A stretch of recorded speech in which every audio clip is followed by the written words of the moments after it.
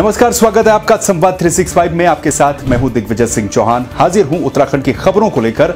आइए नजर डालते हैं उत्तराखंड में क्या कुछ खास चल रहा है, क्या कुछ उत्तराखंड की खबरें हैं। हरिद्वार में हंसी प्रहरी की मीडिया कवरेज के बाद सरकार भी होश में आई है। महिला एवं बाल विकास मंत्री रेखा आर्य हरिद्वार पहुंची, जहां नेहरू यूथ हॉस्टल में हंसी प्रहरी से उन्होंने मुलाकात की। रेखा आर्य ने कहा कि हमने उनसे कहा है कि महिला कल्याण विभाग में वो काम कर सकती हैं, जहां उन्हें मानदेय भी दिया जाएगा, रहने के लिए घर भी दिया जाएगा और उनके बच्चे को शिक्षा भी दी जाएगी। ऐसे में हंसी ने हरिद्वार से लगाव होने के कारण कहीं और न जाने से मना कर दिया। उनका कहना है कि उनका जीवन यापन आश्रम में मिले भोजन से हो जाएगा। उनके बच्चों को स्कूल में फ्री में पढ़ाया जा रहा है। सरकार अगर चाहती है तो उन्हें रहने का सहारा दे दे। मौके पर हरिद्वार की मेयर ने रैन बसेरे में उन्हें रखने की बात कही है। मेरा ऑफर इनको आज से ही है। सहमति और असहमति जताना ये इन्होंने मुझसे वक्त मांगा है, तो वक्त इन्होंने कल तक का मांगा है। यदि ये सहमति देती हैं तो हमारे को कल ही इनको शिफ्ट करने में कोई दिक्कत नहीं।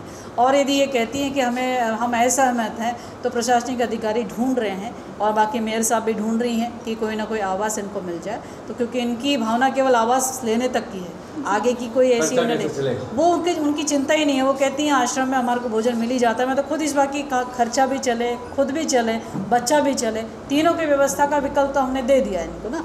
अब उसके बाद में आपकी अपेक्षा की केवल मुझे आवास मिल जाए, बाकी चिंता मेरी कोई ऐसी विशेष चिंता नहीं है। रैन बसेरा है वहाँ पे, जो हमारे दूर दूर से यात्री छोड़ जाते हैं, बहुत बुजुर्ग होते हैं। मैं तो खुद मिली हुई ऐसे लोगों से। और रैन बसेरा 3 रैन बसेरा उसमें रहते हैं। अब मैं तो हंसी जी के लिए कहना चाहती हूँ कि जो निगम के क्वार्टर बने हुए हैं उनमें इनको जगह जरूर दिलाऊंगी। आप रैन बसेरे की बात करें, हालात हम गई हुई तीन रैन बसेरे हर की थोड़ी पे हैं, तो वहाँ पे गई हुई बिल्कुल उनसे जो पड़े हुए यात्री हैं, बेचारे बुजुर्ग हैं, वे बाहर से आए हुए हैं, उनसे सबसे मिली हुई हो। उनके लिए व्यवस्था भी कर दी सर्दियों में मैंने। बागेश्वर में रीठा बगड़ के पास एक चरस के तस्कर को 5 किलो 196 ग्राम चरस के साथ गिरफ्तार किया गया। चरस की कीमत अंतर्राष्ट्रीय बाजार में 5,20,000 रुपए बताई जा रही है। आरोपी तस्कर के खिलाफ कपकोट थाने में मुकदमा दर्ज कर जिला न्यायालय के सामने पेश कर अल्मोड़ा जेल भेज दिया गया है। मादक पदार्थों के अवैध तस्करी को रोकने के लिए चलाए जा रहे अभियान के तहत पुलिस को सफलता हाथ लगी। कपकोट थाना क्षेत्र में रीठा बगड़ के पास एक व्यक्ति जिसका नाम कुंवर सिंह दानू है पकड़ा गया, जिसके पास से 5 किलो 196 ग्राम चरस बरामद हुई है। इसको पकड़ने में क्षेत्राधिकारी कपकोट और एसओजी और कपकोट थाना क्षेत्र के लोगों ने पिछले 10 दिनों से बड़ा प्रयास किया था और जिसे गिरफ्तार किया गया। इसकी लगभग कीमत 5-5.5 लाख रुपए बताई जा रही है।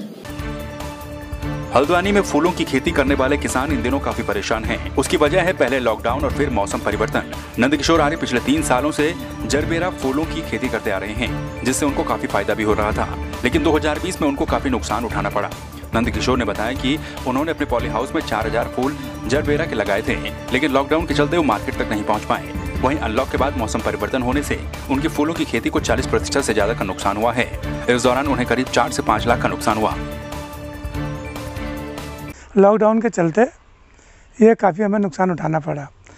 उस समय तो हमें नुकसान उठाना पड़ा ही पड़ा, लेकिन आज की जो वर्तमान स्थिति है उसमें यह देखा जा रहा है कि लॉकडाउन में जो हमें नुकसान हुआ था, हम सोच रहे थे कि अक्टूबर-नवंबर से हमारा फिर सीज़न चलेगा तो हमें उसकी क्षतिपूर्ति और कुछ न कुछ हमारी लागत निकल जाएगी। लेकिन लॉकडाउन के मार के साथ साथ ही प्रकृति की भी मार ऐसी पड़ी, मौसम की मार ऐसी पड़ी कि जो हमारे जरबेरा के फूल थे वो भी गर्मी इतनी पड़ी कि वो भी लगभग 40-50% सूख गए हैं। टिहरी डीएम ने वीडियो कॉन्फ्रेंसिंग के माध्यम से कोरोना को लेकर अधिकारियों की बैठक ली।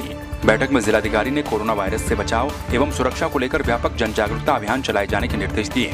उन्होंने समस्त उप जिलाधिकारियों एवं खंड विकास अधिकारियों को निर्देश दिए कि वे अपने अपने क्षेत्र अंतर्गत जनप्रतिनिधियों, प्रभावशाली व्यक्तियों, सेलिब्रिटीज, धर्मगुरुओं के साथ समन्वय स्थापित करते हुए कोरोना के प्रति जन जागरूकता अभियान चलाएं। टिहरी डीएम ने बैंकर्स की जिला स्तरीय सलाहकार एवं समीक्षा समिति की बैठक ली। विभिन्न योजनाओं के अंतर्गत ऋण स्वीकृति हेतु बैंकों को प्रेषित आवेदनों के सापेक्ष निस्तारण की खराब स्थिति पर जिलाधिकारी ने कड़ी नाराजगी प्रकट करते हुए आगामी बैठक में प्रगति लाने के निर्देश दिए। उन्होंने स्पष्ट किया कि बैंक शाखा प्रबंधक अपने अधीनस्थ लंबित आवेदनों की स्थिति प्रारूप भरकर उपलब्ध करवाएं। इसके अलावा रेखीय विभागों सहित बैंकर्स को निर्देश दिए गए कि बैंक ऋण हेतु आवश्यक एवं वांछित दस्तावेजों की चेकलिस्ट आवेदकों को अनिवार्य रूप से उपलब्ध करवाई जाए, ताकि आवेदकों को अनावश्यक रूप से बैंकों के चक्कर न काटने पड़े। कोटद्वार कोतवाली में भी पुलिस स्मृति दिवस मनाया गया। इस मौके पर पुलिस अधिकारियों और कर्मचारियों ने शहीद पुलिसकर्मियों को श्रद्धांजलि दी। जनपद पौड़ी में 6 पुलिसकर्मी शहीद हुए हैं।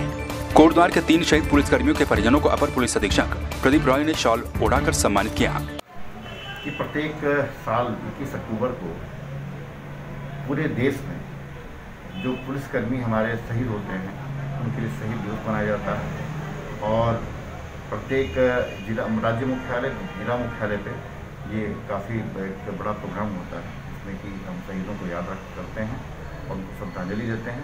इसी क्रम में पौड़ी जनपद के पुलिस लाइन तथा समस्त थाना क्षेत्रों में ये कार्यक्रम आयोजित किया गया था। आज कोटद्वार में भी ये प्रोग्राम आयोजित किया गया है जिसमें कि देश के जितने भी पुलिसकर्मी हैं जो शहीद हुए हैं उनको श्रद्धांजलि दी गई। तो आपने देखा उत्तराखंड में क्या कुछ खास चल रहा है, क्या कुछ उत्तराखंड की खबरें रही। एक बार फिर से आपके सामने हाजिर होंगे उत्तराखंड की कुछ और खबरों के साथ। तब तक के लिए आप बने रहिए संवाद 365 के साथ। नमस्कार।